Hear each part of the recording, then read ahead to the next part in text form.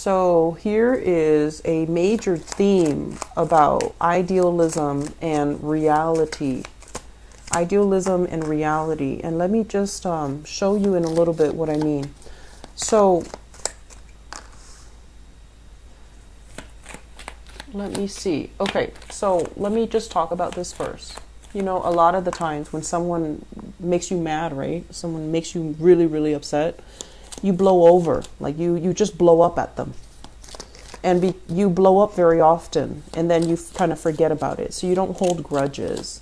You don't have that type of, I want to say like memory of past transgressions. You don't have a list of all the times that they have, you know, upset you, all the times they have lied, all the times that they have cheated, all the times that they have slighted you or hurt you or undermined you. Because you don't keep all of those things in, you know, so when you're upset, you blow up and then you get over it. And because you get over it, I feel like the other person kind of takes advantage of the fact that you don't commit these things to memory, and then they repeat the same mistakes.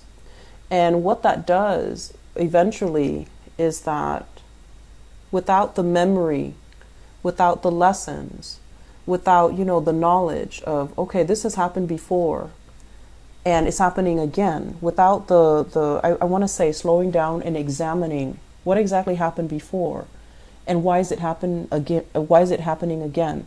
We have to understand cycles in order not to repeat cycles. We have to really understand cycles so then we can break these cycles. And I feel like that's what's happening here. Both of these cards are major, major karmic cards. Major, major. So we have here the Five of Pentacles, and I usually look at this in private reading as like a karmic relationship.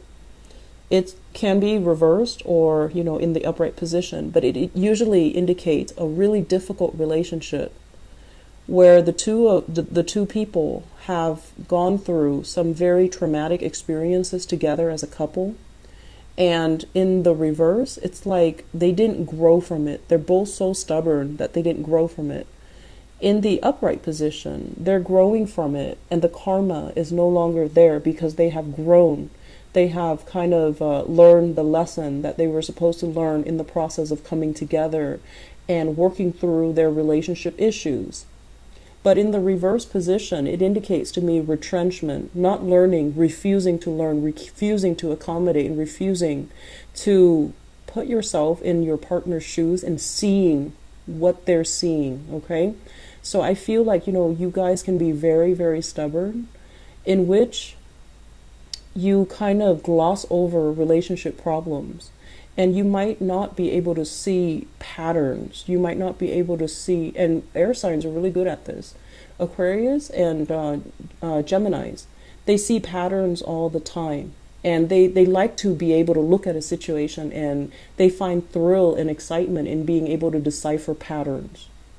But in terms of like the way that you deal with things, it's more like, let's start this, let's start that, let's start all of these things, but not being able to really dig deep and figuring out what are some of these patterns. It's like a lot of the times with couples, they fight over the same thing. So one day they could fight about, you know, the oven. The next day they could fight about like the washer. And then next week is like about the dryer. But at the deep foundational level, it's not really about the oven, the washer, or the dryer. It's about something else. It's about somebody not doing the work to maintain these appliances. It's about somebody, you know, being lazy, or it's always like a cover for something else. So I feel like when you and your partner argue, you think it's about this, it's about that, it's about something else. But it's all pointing to the same problem. And you're not really addressing these problems. You're kind of glossing them over, okay? So where I'm going with this Five of Pentacles, this is like not learning, not progressing. With the Six of Pentacles as well, this is a card greatly about generosity, okay? But I also feel in the reverse position, it's almost like wanting to, you know, play savior to another person. Feeling a little bit like pity for the other person and wanting to make yourself like martyr to help the other person, to prop the other person up, to kind of like mend their broken wings, and then hoping that they'll thank us, hoping that they'll appreciate everything, all the sacrifices we've made for that person, and then they'll stay with us and love us forever and ever and ever. So I feel like there is this deep kind of twisted sense of dependency. And I feel like using dependency, using somebody's need as a crutch to allow them to stay, or to, allow them to fall in love with you. So this can operate, in both direction. Somebody has been doing this to you, kind of like feeding into your sense of pity, or you are doing this to somebody else, hoping that, okay, they'll see all the sacrifices I made, financial sacrifices, resources, whatever it is, and they'll appreciate the gesture. But a lot of the times when we give, right? When we give and when we care and when we want to dole out resources, we need to be able to come to the point where we give it freely, without strings attached, in a very innocent way. So this is about true generosity. This is about giving because we care about the other person. We want the other person to be okay. We don't expect anything in return. And this is more about, giving with strings attached, giving with a hidden agenda. So I feel like you were dealing with somebody like this, or you yourself were exercising these unhealthy behaviors in your relationship. And because of that, the relationship did not work. And I feel like some of you, there is a sense here about dealing with somebody who's really, really intelligent, okay? Like dealing with somebody who's very intelligent, and they are very intelligent, they had a lot of potential, but they might not have had the means to make their dreams a reality. So for example, they're supposed to go to school, and because they're really smart, and that if they go to school, if they get their degree, they're going to be like, making really good money. And so you nurture them through the education process. You nurture their dreams. You took care of them. You nurture their aspirations. You gave them the emotional support. And then once they made it, once they got on top, once they achieved success, they didn't want to stay in the relationship because they felt like they have outgrown the relationship. And it's a natural progression of things. People do outgrow each other.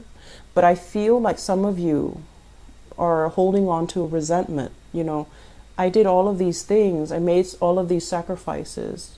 Why is the other person still not there? And I'm feeling as if it's like you're finally holding a grudge, And in the past, you've always just blown up and then you were okay. But then this is the first time where you're at a point where you're holding a grudge against somebody. And it's really hard for you to let go because the feelings are really confusing, right? It's like a mixture of annoyance and passion, okay? It's a mixture here of loving somebody very unconditionally, loving without strings attached, and wanting the best for the other person. But I feel like the other person might not have the same sense of generosity as you do. So I'm feeling here that the major theme and the major lesson for you guys for this year, because 2018 is a universal number 2 year, it's a very other related year. So it's other oriented. You can't get ahead without, assistance from other people. And it's not easy for you to deal with this because you're so independent. You don't need other people, and you've never had to rely on other people.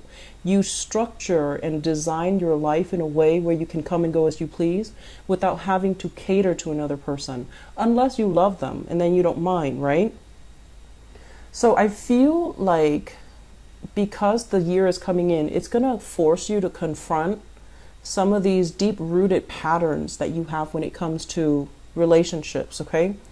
Where you might have, I want to say, like, this is your energy here.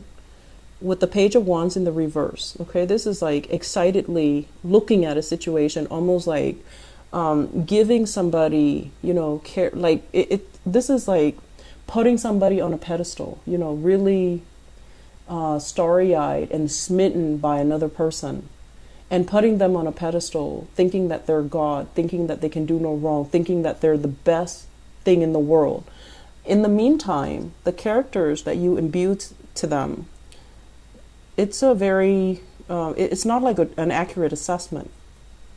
Because, you know, first of all, we all make mistakes. We are all fallible. We are all fallible. And so the person that you think is the greatest thing on earth, they're human too. And so coming in for this year, you're a little bit jaded. So you're like this. You're just like, I'm going to take care of myself because I can't really rely on other people to take care of me. No one is really, you know, so high up on the totem pole that I can put them on a pedestal again. Somebody that you really looked up to has really, you know, fallen off their pedestal, and now you don't really know what to believe anymore. That's what it feels like to me. And so now you're at a point where I'm going to be really, really self-sufficient. I'm going to learn to take care of myself and not have to rely on another person at all. And emotionally, you still yearn for that connection, that relationship that makes you feel safe and secure and make you feel that, you know, infatuation or puppy love again. But you're a lot less starry-eyed. You're a lot less naive. And you're at a point here where I need to take care of myself first before I even take care of the other person. So I feel like you're holding back your energy. You're pulling it back. And you do just enough to help them, but you're going to take a little bit more of a receptive role and wait for them to come to you if they need assistance, if they need help, if they want to be with you even. And so we have options that are on the table for you in terms of relationship. We also have a blast from the past, and it's surrounded by a cluster of cards that are really negative, okay? So don't go back to your past. You need to allow your world to open up. You need to allow it to open up so that you can start dating again. And January might not be the right time. So I feel like you're dolled up, ready to go. You know, looking really attractive, really, really pretty, waiting for Mr. or Mrs. Right to come into the picture for you. And the timing is going to happen for you. But it just feels to me like January, there are some karmic issues that we need to think about. We don't need to engage in it or engage with that person, but we need to forgive ourselves more than anything. And then we need to relinquish that person, that situation. And I feel like doing that is going to free you up energetically for new things to come into the picture. Okay? One last thing, Aries. I'm seeing a lot of people on social media. Okay, a lot of people on social media. It's almost like, what was that expression they say? Like you're the curator of your own life, right? On social media. And what that does is that you can post whatever you want. You can post pictures of yourself in the most flattering light because you're creating that narrative. And so I feel a lot of pictures taken, and I feel like you're creating this photo album of you having the time of your life. But I feel like deep down there is a deep longing. It's like a deep feeling, wanting to belong, wanting to find the one already, so that you're not constantly, you know, getting dressed up, going to these places where there's loud music, where there's alcohol, where there's it's like you're physically tired, but you have to keep up with it because you feel like that's the only way for me to meet my, you know, significant other, or to meet Mr. or Mrs. Right. There are other ways to do it, okay? And with this energy, this is somebody who's very loving, very caring, and they want to take care of other people. They want to feed, nurture, and soothe other people. If there's a way for you to give back, like in terms of community service, I feel like that might be a better way for you to meet people, because I feel like some of you are physically very tired of having to go through the charade, you know, going to the bar, going to the club, meeting people in a very conventional manner, having to drive home after a few drinks and you know, feeling scared and nervous about getting pulled over. And it's like, it's a charade. It's something that you feel is the only way where you can meet new people, and that's not reality. Okay, so aim for thinking a little bit more outside the box and figuring out where your interests actually lie, what you're really good at. So if you love to cook, you know, volunteer at a homeless shelter or volunteer at a soup kitchen where you can serve food, where you can be in your element. If you like to host parties, then host like a singles party so that people can bring single friends by, and then the odds of you hooking up with somebody is a lot higher. Okay? If you like to take care of people in any capacity, volunteer your time, be an event coordinator so that you're in charge of the logistics and you get to know everybody's name, and then people come to you when they have problems. So I feel like there are other ways, and the traditional conventional way is making you physically tired. Like your body is not, you're not feeling it anymore. Okay, so really be honest with yourself about what's not working and leave that life behind is what I'm feeling. Okay, Aries, I am done lecturing, so I hope the reading has been helpful. Singles, I feel like it's a good month to date, but I feel like you need to find different ways to meet people. Okay, try online dating. It doesn't have to be so complicated. Okay, and then for others, I feel like you have recently gotten out of a relationship and you're not ready just yet emotionally. And then for others of you, there's a lot of travel and movement, and it might interfere with your dating life, even though you know that a lot of people are like, you're getting a lot of attention, but it seems like events around you are accelerated, so you don't really have time to do anything else. Okay, so prioritize your love life for this year, because I feel like some of you, you're best with a relationship partner, but don't make a relationship partner like a project for you to work on, to nurse their broken wings and to, make sure that you feed them and let them grow. And then when they grow up, they don't appreciate the contribution. Okay, so don't let that repeat again. Okay.